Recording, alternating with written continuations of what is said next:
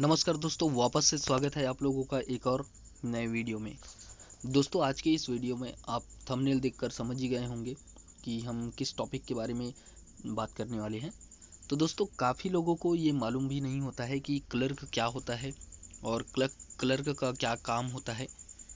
तो दोस्तों, आज हम बेसिक से पूरा लास्ट तक कंप्लीट कवर करेंगे कि एक क्लर्क किसे बोला जाता है, एक क्लर्क बनने के लिए आपको क्या करना है और क्लर्क का क्या काम होता है। साथ ही साथ दोस्तों, आज हम काफ़ी सारे जो क्लर्क के वैकेंसीज भी आए हैं उनके बारे में भी चर्चा करने वाले हैं। तो आफ्टर 12th या 10th अगर आप भी क्लर्क बनना चाहते हैं और क्लर्क का क्या काम होता है ये सब समझकर सीखना चाहते हैं तो आप इस वीडियो को लास्ट तक देखना ज़रूर से। और साथ ही दोस्तों, अगर आपने अभी तक हमारे इस चैनल को सब्सक्राइब नहीं किया है तो बिल्कुल से सब्सक्राइब करके रखिए ताकि आपको इसी तरीके के नोटिफिकेशंस और जानकारियाँ समय समय पर मिलती रहे। तो दोस्तों, चलिए आगे बढ़ते हैं। तो दोस्तों, अलग अलग डिपार्टमेंट के अनुसार क्लर्क अलग अलग तरीके के वर्क करते हैं। तो जो बेसिकली बोला जाता है क्लर्क को, तो क्लर्क का मतलब होता है बाबू। अब दोस्तों, बाबू सुनने के बाद आपके मन में एक ख्याल आ रहा होगा कि एक जो सूट बूट पहनकर जो बाबू रहते हैं, जो सारा मैनेजमेंट देखते हैं। तो हाँ दोस्तों, आप बिल्कुल सही सोच रहे हैं। जो सूट बूट पहनकर अपना जो मैनेजमेंट देखने का पूरा काम करते हैं, एक जो मेन अध्यक्ष जैसे मैनेजर होते हैं उन्हीं के रूप में एक बाबू भी रहते हैं। अब बाबू के अंतर्गत बहुत सारे लोग वर्क करते हैं और साथ ही साथ दोस्तों, बाबू को भी बहुत सारे वर्क को हैंडल करना होता है। तो एक जो बाबू होता है वही क्लर्क होता है। अब ये अलग अलग डिपार्टमेंट के अनुसार अलग अलग तरीके के वर्क कर सकते हैं, बट जितने भी मैनेजमेंट से रिलेटेड जो वर्क होते हैं वो देख रेख का काम जो रहता है वो बाबू के ही अंतर्गत आता है। तो दोस्तों, ये तो हो गया क्लर्क के बारे में कि एक जो क्लर्क होते हैं वो किस तरीके का काम करते हैं और क्या क्या उनका काम जो है रहता है। तो दोस्तों, जैसे कि अब आपको ये समझ आ गया है कि एक क्लर्क का मतलब क्या होता है। अब दोस्तों, क्लर्क अलग अलग तरीके से अलग अलग डिपार्टमेंट के अंतर्गत जैसे वर्क करते हैं तो उसी प्रकार से उनको वर्क देखना रहता है। जैसे कि अगर रेलवे के अंतर्गत बात किया जाए तो रेलवे जो है एनटीपीसी के अंतर्गत जो क्लर्क का या टिकट क्लर्क का वैकेंसी लेके आता है। तो क्लर्क एक बाबू के रूप में वो वर्क करते हैं मैनेजमेंट का। वैसे ही टिकट क्लर्क जो होते हैं वो टिकट काटने वाले टीटी के रूप में, तो वो भी एक प्रकार के बाबू होते हैं। तो वैसे ही अलग अलग डिपार्टमेंट में अलग अलग तरीके का वर्क हो जाता है। एक तरीके के बाबू जो रहते हैं वो अलग अलग मैनेजमेंट देखते हैं, जितना भी कार्यभार होता है कि डाटा कहाँ से कितना लेके आना है और कितना डाटा कहाँ भेजना है। तो इस तरीके का जो मैनेजमेंट रहता है दोस्तों, वो बाबू के अंतर्गत आता है।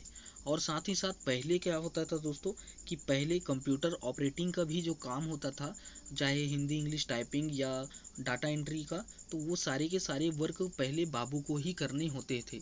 लेकिन अभी जब भी वैकेंसीज जो है आते हैं तो उसके अंतर्गत साथ ही साथ डाटा एंट्री ऑपरेटर का भी वैकेंसी आता है, जिस पर कंप्यूटर ऑपरेटर को अलग कर दिया जाता है।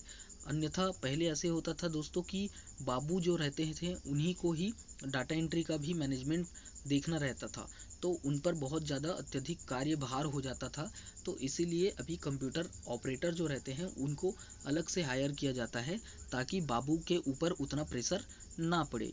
तो दोस्तों, इस तरीके से आप अगर कहीं बाबू बनना चाहते हैं तो आपको अलग अलग एग्ज़ाम्स देने पड़ेंगे और आप उन एग्ज़ाम के माध्यम से जो है एक बाबू या क्लर्क बन सकते हैं। अब दोस्तों, क्लर्क बनने के लिए आपको सिर्फ 12th पास होना ज़रूरी नहीं है, बल्कि कंप्यूटर ऑपरेटिंग का भी वर्क आना चाहिए। क्योंकि कई जगहों में मेलिंग वगैरह का जो काम होता है, डाटा एंट्री के लिए तो अलग से ऑपरेटर रखे जाते हैं, लेकिन कई प्रकार के ऐसे भी वर्क होते हैं जिन्हें सिर्फ बाबू को हैंडल करना होता है। तो उनके लिए उनको भी कंप्यूटर नॉलेज होना अनिवार्य हो जाता है। अभी के टाइम में दोस्तों, जितने भी वैकेंसीज आते हैं उनमें 90% जो वैकेंसी रहते हैं वो कंप्यूटर ऑपरेटिंग के भी होते हैं, या तो उन वैकेंसीज के अंतर्गत सामने वाले को कंप्यूटर ऑपरेटिंग आना ही चाहिए। तो अगर आप बाबू बनना चाहते हैं तो आपको बेसिक कंप्यूटर नॉलेज होना ज़रूरी है, ताकि आपको भी काफ़ी सारे वर्क जो हैं इसके अंतर्गत हैंडल करना होता है। अब ये तो हो गया दोस्तों क्लर्क क्या होता है और उनका जो वर्क होता है वो किस तरीके से होता है। साथ ही साथ हम आपको बता दें कि अगर बैंक के अंदर में कोई बाबू बनते हैं तो उनके अंतर्गत बहुत सारे मैनेजमेंट से रिलेटेड जो वर्क आते हैं वही उनके अंतर्गत आते हैं। जो नॉर्मल वर्क होते हैं वो सब काउंटर पे बैठकर किए जाते हैं, लेकिन अगर आप एक बाबू के रूप में वर्क करते हैं तो आपको वहाँ का जो मेन मैनेजमेंट का काम होता है बैंकों में, तो उन सबको संभालना होता है। वो भी एक तरीके के बाबू के अंतर्गत ही आते हैं जिन्हें क्लर्क बोला जाता है। अब दोस्तों आपको ये बता दें कि अगर आप रेलवे के अंतर्गत एक टिकट क्लर्क या असिस्टेंट क्लर्क बनना चाहते हैं तो आपको एनटीपीसी का एग्ज़ाम जो है फाइट करना होगा, जो कि आपको साल में एक बार लगभग आ ही जाता है। तो आप आरआरबी एनटीपीसी के अंतर्गत यह वैकेंसी जो है आती है, तो इसका फॉर्म फिलअप करेंगे। आपको 12th पास या अलग अलग देखकर 10th पास ग्रेजुएशन बेस्ड वैकेंसीज होती है, तो आप उस हिसाब से इस वैकेंसी का फॉर्म भर सकते हैं और साथ ही साथ इसके लिए अप्लाई कर सकते हैं। अगर आपको बैंकों में बाबू का वर्क करना है, बैंक के लिए आप चयनित होना चाहते हैं, तो आपको एसएससी सीएचएसएल का एग्ज़ाम फाइट करके आपको बाबू के लिए अप्लाई करना होगा, जो कि या तो 12th पास और साथ ही साथ ग्रेजुएशन भी होना अनिवार्य हो जाता है। तो 12th बेस्ड या तो क्लर्क का फॉर्म आएगा बैंकों के लिए, या तो 90% जो बैंक का जो जॉब फॉर्म आता है वो ग्रेजुएशन बेस्ड होता है। तो आपको एसएससी सीएचएसएल का एग्ज़ाम फाइट करना होगा, तभी आप बैंकों में जो है बाबू के लिए अप्लाई कर पाएंगे। तो इस तरीके से दोस्तों आप काफ़ी सारे वैकेंसीज में अप्लाई कर सकते हैं और बाबू बन सकते हैं। अभी हाल में एसएससी सीएचएसएल का वैकेंसी जो है चल रहा है, जो कि 12th पास है। अगर आप भी एलिजिबल हो, 12th पास हो, तो आप बाबू के लिए अप्लाई कर सकते हो, जिसका फीस भी बहुत ही मिनिमम है। मात्र 100 रुपये जो है ऑनलाइन चार्ज देकर आप इसके लिए अप्लाई कर सकते हैं। नेक्स्ट वीडियो में हम इन्हीं चीज़ों को कवर अप करेंगे। तो दोस्तों मिलते हैं नेक्स्ट वीडियो में, तब तक के लिए बाय बाय।